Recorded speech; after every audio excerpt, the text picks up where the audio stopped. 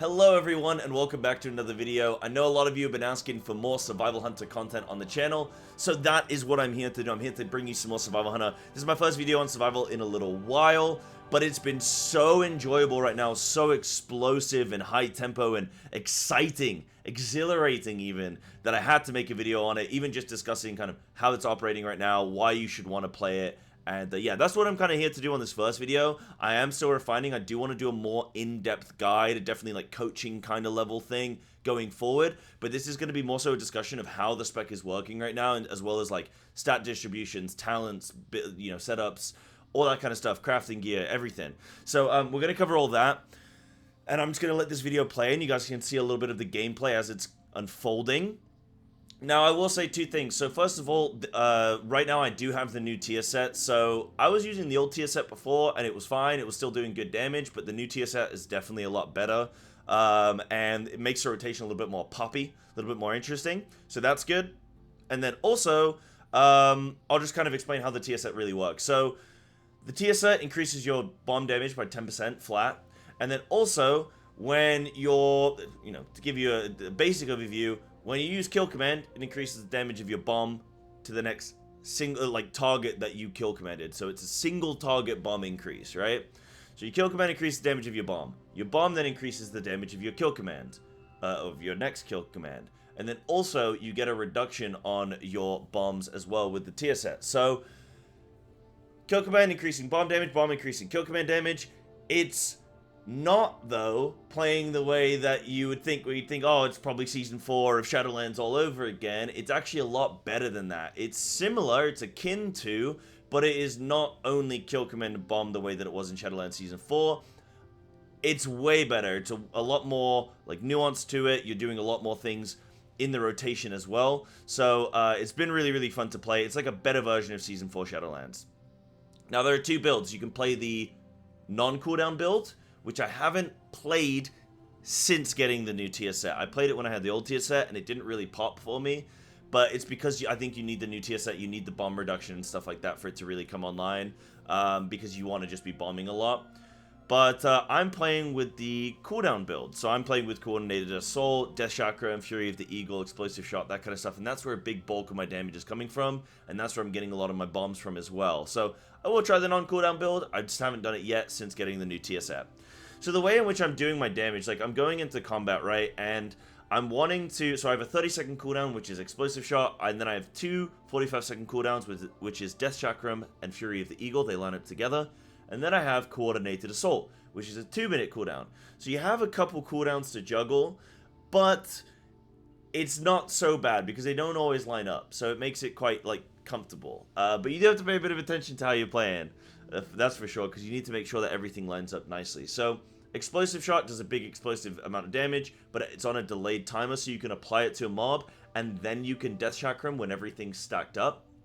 The way I like to go into combat is to use my bombs whilst everything's getting stacked up, and then as soon as everything's stacked up, I can throw Explosive Shot, and then I can throw Death Chakram. I just did it in the reverse order here, typical, but in general, I wanted Explosive Shot, then Death Chakram, because then I'm getting more. So Death Chakram is increasing all of your damage by like 15%.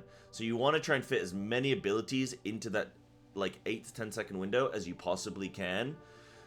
So you want to Explosive Shot first, then you can Death Chakram, and then you can immediately Fury of the Eagle. Fury of the Eagle is my top performing single ability. It does massive amounts of damage, especially during Death Chakram and in AOE. You don't really use it on single target unless you have literally nothing else to press, but on AOE, it's one of your best abilities.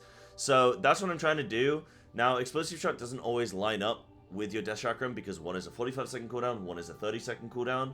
So sometimes you can just send Explosive Shot just on its own, and that's fine.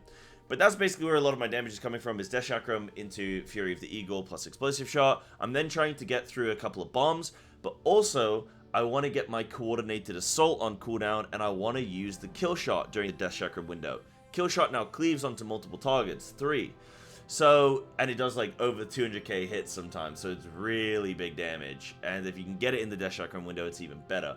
I'm still juggling around with how to perfectly optimize this this rotation in terms of like highest priority, because I can fit more bombs into a window during my Death Chakram, or I can look to Coordinated Assault and get more kill shots. I'm still trying to optimize in terms of what is the best thing to do there. But that's going to come with more iteration, and I'm also going to speak to some, like, you know, other theory, like, you know, survival theory crafters and big players like Thighmind or like Flaffy Duck. People like that, I'll speak to them and look to refine that for my actual proper guide that will be coming out. But then also in AoE, you're also looking to use Butchery, and you still need to be kill commanding for your resource generation, and then you're even going to be Raptor Striking, because you can play with Latent Poison, and Latent Poison is when your Serpent Sting is on a mob, it gets a stacking dot that goes up to 10, and then when you Raptor Strike that mob, it'll burst and it'll do some damage. So Latent Poison is pretty cool, and it's like a nice addition to your AoE rotation, because there's always something you want to press, and there's always something that's going to give you a nice benefit.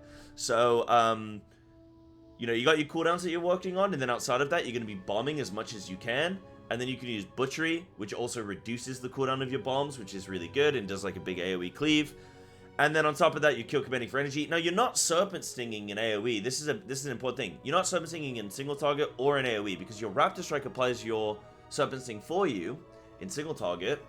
And also, your Volatile Bomb will put Serpent Stings on mobs as well. So your Green Bomb, your Volatile Bomb will also apply Serpent Sting to mobs as well. So you don't have to worry about Serpent Sting too much. In fact, I've had some people even say, just take Serpent Sting off your bar. I don't go that far. Sometimes it is nice to not have to rely on RNG, but you can technically if you want to. So yeah, so Serpent Sting kind of gets removed from the rotation a little bit, but everything else really fun, really interesting. Now, I'll talk to you guys a little bit in terms of, like, builds then. So, this is a great website. It's called murloc.io, and then you go on to Survival Hunter, and you can do it for, like, different areas of the game, Arena, and Mythic Plus mainly. It doesn't look like they've got Raid stuff at the moment, but maybe they will going forward. It's kind of hard with Raid because there's multiple bosses. But this is looking at the top 36 players between an IO of 2,700 and 3.2. So that's the range that you're looking at in terms of, you know, survival players here. Some of these opinions are probably going to be more valuable than others, and a lot of people are probably just going to be copying the top 2, top 5, whatever. But it's still a really good website. So you can get stat distribution, you can see your main stats, it gives you a little rundown of why, and then you know, right now we're looking at heavy crit, and then a heavy haste as well. You can see the values are pretty much the same, basically 4,500 of both. So a very big crit and haste prio here. You can then see, like, your class build, class talents. There's a few things. It's always going to be a little bit different here, but you can see the main bulk is everyone's going Death Chakram. Everyone's going, like, you know, most people going Explosive Shot and Serpent Sting.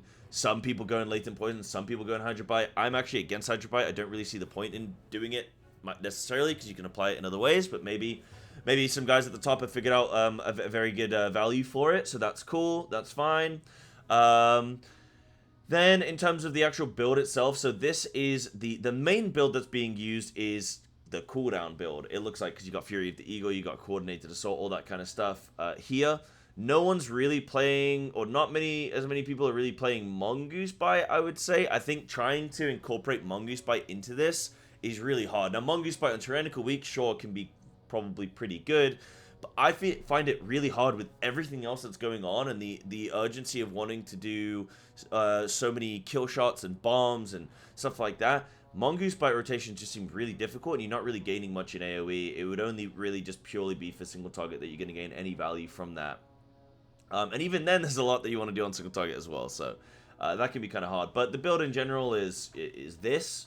So there you go. You can come check this out on Murloc.io and grab it there. In terms of gear, obviously everyone's playing the new tier set. You can see, like, in terms of necks, like, a lot of people are using Cagney's here, which is pretty good. I think that's pretty good. I'm using the defensive cloak myself, because I think the defensive cloak is just the best thing for survival, because we're so squishy, we're so weak. When I go into higher key levels, maybe I'll change it, but I doubt. I do think it's really, really good. So I'm playing with that. Then in terms of trinkets, Holland's is fantastic. A few other examples here that are also really, really good. If you can get the Jarun, the pillar from the raid, it's really good. I got it on my hunter on heroic, very, very good. And then you can see, like, enchants and gems and all that kind of stuff as well. Primordial stones if you're still using it, which I am. And is anyone else? No, it doesn't look like anyone's really using it. But yeah, that's kind of the play there. Hopefully this has been a good guide for you guys, and look out for more Survival Hunter content coming in the future. Have a good one.